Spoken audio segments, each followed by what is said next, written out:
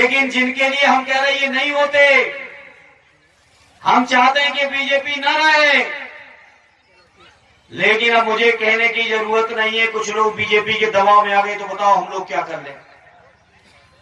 बताओ आगे कि नहीं दबाव में बीजेपी के?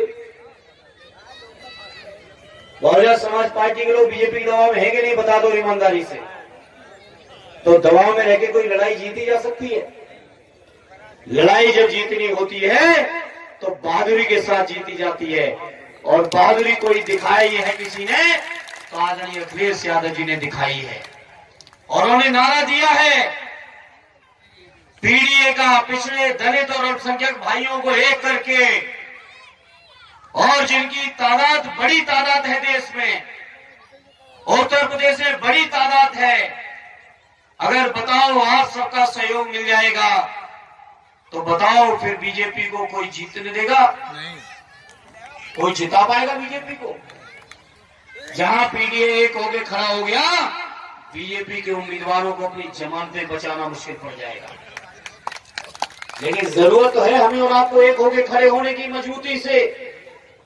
हमको और आपको बीजेपी के लोग जैसे हम मुट्ठी बांध लें तो हमारी किसी उंगली को कोई खतरा नहीं है, और जब उंगलियां अलग अलग कर देते हैं तो अलग अलग उंगलियों को लोग अलग अलग तरीके से दबाने का काम कर देते हैं।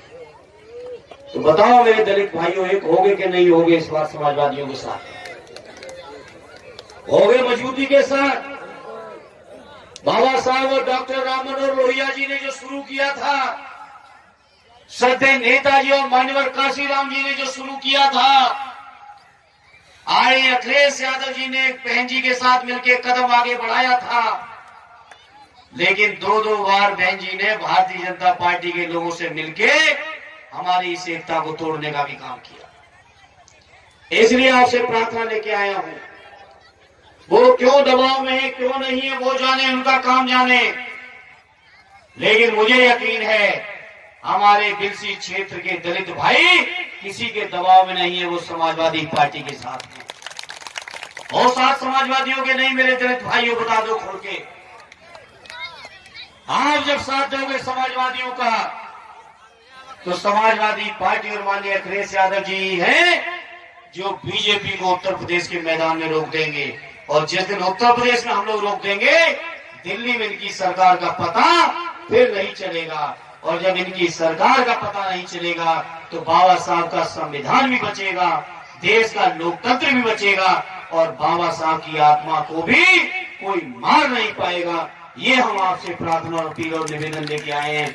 इसलिए मेरे भाइयों, एक बार आपसे फिर से अपील है, एक बार आपसे अपील है कि ऐतिहासिक सहयोग कर देना, ऐतिहासिक समर्थन कर देना, जिससे आने वाले चुनाव में हम लोग जीत के भी जाएं, देश के संविधान की भी रक्षा करें, देश के लोकतंत्र की भी रक्षा करें।